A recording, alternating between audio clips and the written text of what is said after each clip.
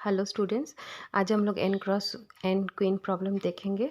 सो N cross N queen problem में basically मेरे पास गिवन नंबर ऑफ क्वींस रहेंगे और मुझे उन क्वींस को एक बोर्ड में प्लेस करना है। ठीक है, जैसे कि अगर मेरे पास टू क्वींस है तो टू क्वींस को मुझे बोर्ड में, तो उस टू क्वींस के लिए जो बोर्ड रहेगा वो मेरा क्या हो जाएगा, 2x2 बोर्ड हो जाएगा। सिमिलरली थ्री क्वींस है तो थ्री क्वींस के लिए मेरे पास जो बोर्ड हो जाएगी वो कैसी हो जाएगी, 3 रोज एंड 3 कॉलम। 4 क्वींस है तो 4 क्वींस के लिए मेरे पास जो बोर्ड हो जाएगी उसमें हो जाएंगे मेरे 4 रोज एंड 4 कॉलम्स। सिमिलरली 5 क्वींस के लिए, 6 क्वींस के लिए, 8 क्वींस के लिए हम ये प्रॉब्लम को फिर ये प्रॉब्लम आपका इंक्रीज मतलब बढ़ाते रह सकते हैं इसका। ठीक है, सो इनिशियली हम जो आज जो मैं एक्सप्लेन करूँगी वो मैं एक्सप्लेन करूँगी आपको 4x4 क्वीन में।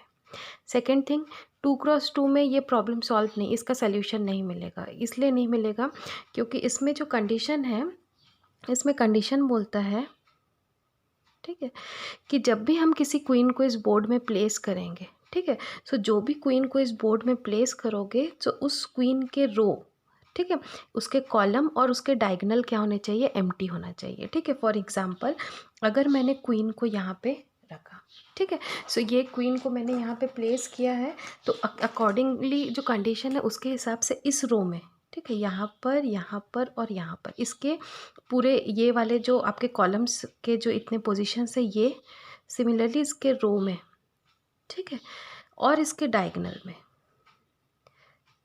यहाँ ये वाला डायगोनल और फिर एक ये वाला, तो इतने पोजीशन पे मैं दूसरे क्वीन को क्या नहीं कर सकती, प्लेस नहीं कर सकते। ठीक है, तो अगर हम 2x2 प्रॉब्लम देखेंगे, अगर मैं क्वीन 1 को यहाँ रखूँगी तो मैं यहाँ पे जो दूसरा क्वीन है उसको यहाँ पर या यहाँ पर नहीं रख सकती क्योंकि ये इसका रो है, ये इसका कॉलम वाला एरिया है और ये इसका डायगोनल वाला है, तो तीनों पोजीशन में मैं दूसरा किसी को रख नहीं सकती।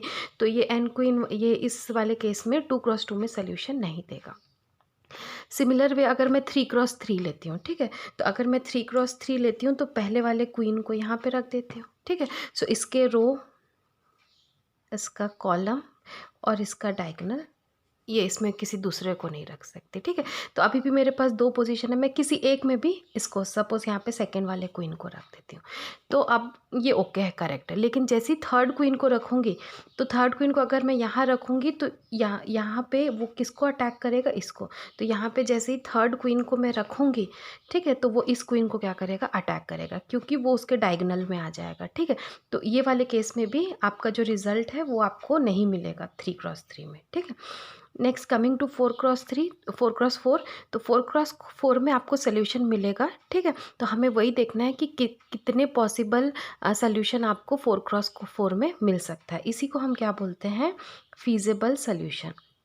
ठीक है, तो इन दोनों में तो कोई सोल्यूशन मिलेगा ही नहीं क्योंकि हम एक क्वीन ऐसा रहेगा जिसको हम पोजीशन नहीं दे पाएंगे बोर्ड में अकॉर्डिंग टू द कंडीशन। ठीक है, एंड इस वाले में मुझे सोल्यूशन मिलेगा और सोल्यूशन मिलने के बाद वो कैसा है, फीजिबल यानी करेक्ट सोल्यूशन। और करेक्ट क्यों, क्योंकि वो इस कंडीशन को सेटिस्फाई करेगा। ठीक है, that is no queen attacking the other queen. ठीक है, तो इसका मतलब कोई भी क्वीन किसी दूसरे क्वीन के रो, ठीक है, या फिर उसके कॉलम या फिर उसके डायगोनल, ठीक है, इसमें नहीं रह सकता।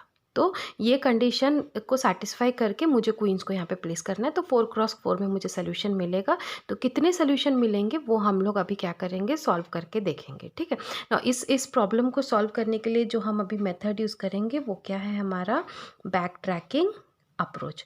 तो बैक ट्रैकिंग अप्रोच जो है इसका इंट्रोडक्शन मैं आप लोग से डिस्कस कर चुकी हूँ। ठीक है, सो यही बैक ट्रैकिंग अप्रोच यूज़ करके हम लोग क्या करेंगे, हमारे एन को क्रॉस एन को सॉल्व करेंगे। ठीक है, अब मैं डायरेक्ट इसके सोल्यूशन कैसे करते हैं उसको हम लोग देखेंगे ना। सोल्यूशन में जब भी हम अब इसका डिवाइस करेंगे, हम जो है यहाँ पे यूज़ करेंगे SSR।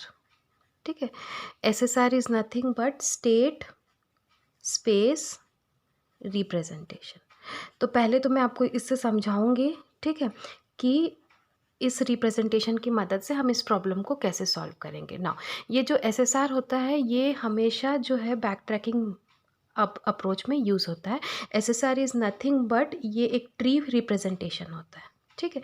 क्यों ट्री रिप्रेजेंटेशन यूज़ करते हैं? क्योंकि ये जो बैक ट्रैकिंग है ना, ये हमेशा रिकर्शन यूज़ करता है। रिकर्शन यानी फंक्शन खुद को बार बार कॉल करता है, जब भी इसको सोल्यूशन नहीं मिलता पीछे जाता है और फिर से फंक्शन को दोबारा कॉल करता है, ठीक है। तो रिकर्शन यूज़ करते हैं और इसी के कारण हम क्या पता हमारे जो सोल्यूशन है उसको डिज़ाइन हम किसकी मदद से करते हैं? ट्री से। इसी को हम बोलते हैं स्टेट स्पेस रिप्रेजेंटेशन। तो यूनिट 5 में जो बैक ट्रैकिंग हम लोग देखेंगे, जो भी प्रॉब्लम सब सॉल्व करेंगे उसमें हम एसएसआर, जैसे कि एन क्वीन है, सबसेट सम प्रॉब्लम है, नैपसैक प्रॉब्लम है, तो आगे अभी हम जितने भी प्रॉब्लम बैक ट्रैकिंग अप्रोच से हम सॉल्व करेंगे उसको हम किसकी मदद से समझेंगे? एसएसआर की मदद से, ठीक है। एक बार एसएसआर की मदद से समझेंगे, फिर उसके बाद हम लोग उसका एल्गोरिदम डिस्कस करेंगे, ठीक है। सो नेक्स्ट अब हम देखेंगे इसका सोल्यूशन ट्री से कैसे डिवाइस करेंगे।